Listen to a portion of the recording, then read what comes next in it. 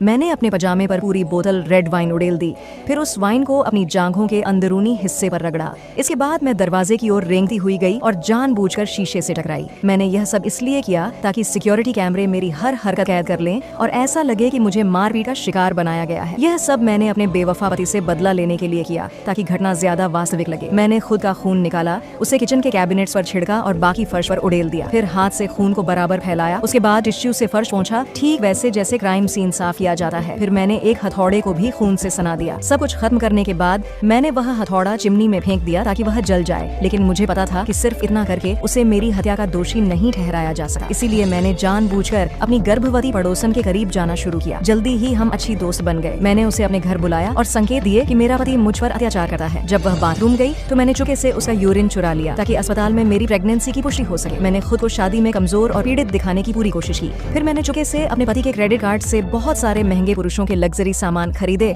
और उन्हें एक सुनसान परित्यक्त घर में छिपा दिया। इतना सब करने के बाद मैंने खुद के लिए लाइफ इंश्योरेंस पॉलिसी खरीदी और उसमें लाभार्थी के रूप में अपने पति का नाम डलवा दिया ताकि सबूतों की कड़ी और मजबूत हो जाए। मैं रात रात भर जाकर 200 डायरी एंट्रीज लिखती रही। हमारे टूटे रिश्ते का दर्द, क्रूरता, सब कुछ इतना असली, इतना विश्वसनीय कि कोई भी पढ़े तो यकीन कर ले। फिर मैंने उन डायरियों का कुछ हिस्सा जला दिया और बाकी पन्नों को ऐसे जगह छोड़ा जहाँ पुलिस जरूर ढूंढ ले। मैंने अपने बाल काटे, उन्हें रंगवाया, यहाँ तक कि भौहें भी। फिर मैंने हथौड़े से अपनी आंख पर प्रहार किया ताकि मारपीट के निशान बन जाएं। जब हर कदम पूरा हो गया तो मैं घर छोड़कर चली गई, हमेशा के लिए। जब जैक घर लौटा और वह सारा कोलाहल देखा, मुझे कहीं नहीं पाया, तो उसे कुछ समझ नहीं आया कि क्या हुआ। तभी पुलिस आ धमकी और छानबीन शुरू कर दी। उन्होंने कैबिनेट्स पर खून देखा और जैक को तुरंत संदिग्ध मान लिया गया। पूछताछ के बाद सबूतों के अभाव में पुलिस ने उसे छोड़ दिया, लेकिन मेरी योजना का पहला कदम सफल हो चुका था। जब मेरे माता पिता को मेरे लापता होने की खबर मिली तो वे आए और प्रेस कॉन्फ्रेंस की। जैक कैमरों के सामने चिंतित बनने की कोशिश करता रहा और लोगों से सुराग मांगता रहा, लेकिन आखिरी फोटो सेशन में वह मेरी तस्वीर के बगल में खड़ा हुआ और एक अजीब सी मुस्कान दी। वह फोटो वायरल हो गई और जनता ने उसे तुरंत राक्षस घोषित कर दिया। कुछ दिनों बाद एक रेस्क्यू इवेंट के दौरान मेरी सबसे अच्छी दोस्त बच्चे को गोद में लिए भागती हुई आई और जैक से पूछा, क्या तुम्हें पता था कि वो प्रेग्नेंट थी? ये खबर बम की तरह फटी।